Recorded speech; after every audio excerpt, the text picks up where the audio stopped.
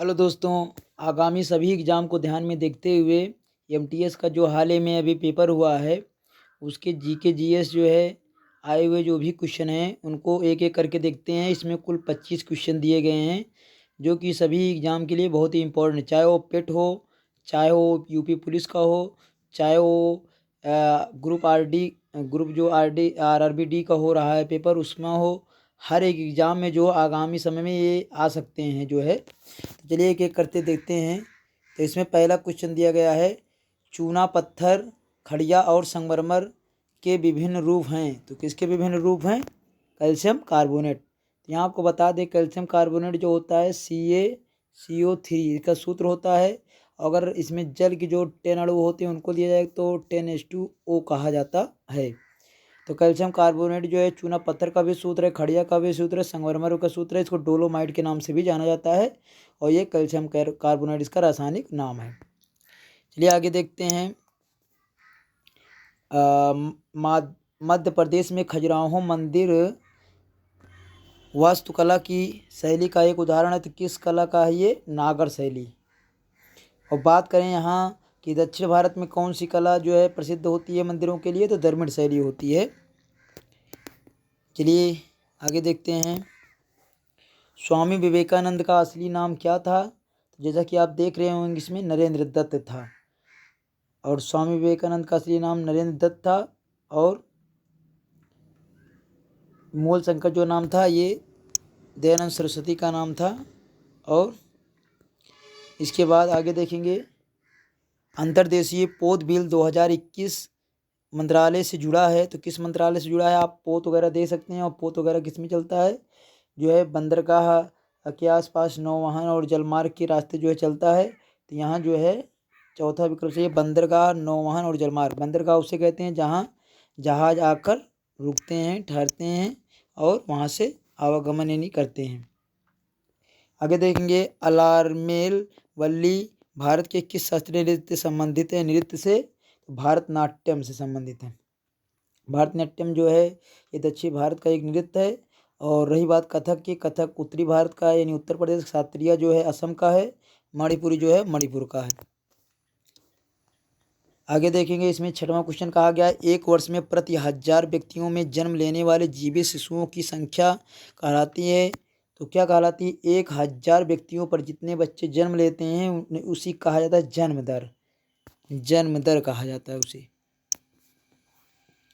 आगे देखेंगे, अप्रैल 2022 में बालीगंज यानी जो पश्चिम बंगाल में है के चुनाव में किस टीएमसी तृणमूल कांग्रेस जो है उम्मीदवार ने जीत हासिल की? तो बाबुल सुप्रियो। आगे देखेंगे, अपने देशांतरीय विस्तार में हिमालय कितने समांतर पर्वतमालाओं में बांटा गया है? तीन पर्वतमालाओं में बांटा गया देशांतर रूप से। 8,848 मीटर उसकी ऊंचाई है, सर्वोच्च ऊंचाई माउंट एवरेस्ट की, जो नेपाल और चीन की सीमा पर स्थित है। गुप्त वंश के शासक कुमार गुप्त ने निम्नलिखित में से किस विश्वविद्यालय की स्थापना की थी?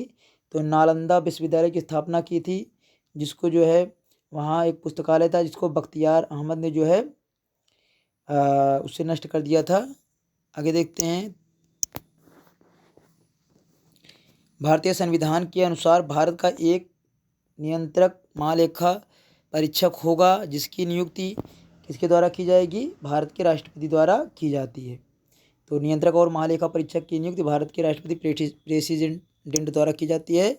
अभी वर्तमान में जो है द्रौपदी मुर्मू भारत की राष्ट्रपति बनी है।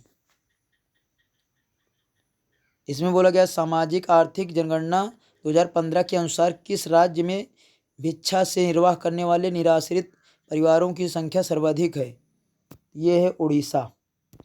उड़ीसा जो है समुद्र तटीय राज्य है, यहाँ एक चिल्का झील है वो बहुत प्रसिद्ध है।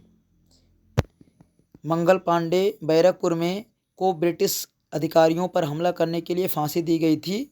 फांसी दी गई थी इनको जो है 29 मार्च 1857 में। 13वां देखेंगे, दुनिया का सबसे बड़ा उष्णकटिबंधीय वर्षा वन है अमेजन, जो कि ब्राज़ील देश में है और ये दक्षिण अमेरिका महाद्वीप में आता है। यहाँ से भूमध्य रेखा गुजरती है। दुनिया का सबसे सघन वन भी यहाँ पाया जाता है। सांपों की संख्या भी बहुत ज़्यादा है और जंतुओं की संख्या भी यहाँ बहुत ज़्यादा है। तो ये अमेजन का जो है उष्णकटिबंधीय वर्षा वन है, जिसे सदाबहार वन के नाम से भी जाना जाता है। जैव विविधता के मामले में बहुत ज़्यादा है। एम.एस. सुब्बालक्ष्मी भारत की एक प्रसिद्ध क्या हैं तो गायिका हैं, जो कि कहाँ संबंधित हैं, कर्नाटक राज्य से संबंधित हैं। जब एक कोशिका अर्धसूत्री विभाजन जिसको कहते हैं मियोसिस द्वारा विभाजित होता है तो यह 4 नई कोशिकाओं का निर्माण करती है। आगे देखेंगे, भारत के संविधान की प्रस्तावना के अनुसार भारत एक क्या है, गणतंत्र है। गणतंत्र का मतलब है कि इसमें जो चुना जाता है जो है, इसमें जनता जो है चुनाव द्वारा इसमें भारत के प्रधानमंत्री को चुना जाता है जनता द्वारा, गणतंत्र। पंडित बिरजू महाराज जिनका निधन जनवरी 2022 में हुआ, भारत के किस शास्त्रीय नृत्य से संबंधित हैं, कथक से। और कथक जो है उत्तर प्रदेश का शास्त्रीय नृत्य है। भारत में कुल 8 शास्त्रीय नृत्य हैं। 18वां है, भारत में हेमेटाइट अयस्क का सबसे बड़ा भंडार निम्नलिखित में से किस राज्य में है, तो उड़ीसा राज्य में है। हेमेटाइट बता दें आपको कि यह लोहे का अयस्क है। अयस्क उसे कहते हैं जिसमें अधिक मात्रा में धातु पाई जाती है और उसे कम लागत में आसानी से धातु को उससे निकाला जाता है। इसे खनिज को अयस्क नाम से जाना जाता है। निम्नलिखित में से कौन एक प्रसिद्ध टेनिस खिलाड़ी हैं, इसमें महेश भूपति हैं। नीरज चोपड़ा को तो आप जानते ही होंगे कि वो जेवलिन थ्रो से संबंधित हैं, बहुत चर्चित हैं। मिल्खा सिंह दौड़ से हैं और टीसी योहासन को भी आप समझ लीजिए इसमें। और इसके बाद है, निम्नलिखित में से कौन सा कोशिकांग किसी भी बाहरी पदार्थ के साथ साथ घिसे पीटे कोशिकांगों को पचाकर कोशिका को साफ रखने में मदद करता है, तो ये है लाइसोसोम। ये जो है कोशिका में पाए जाते हैं।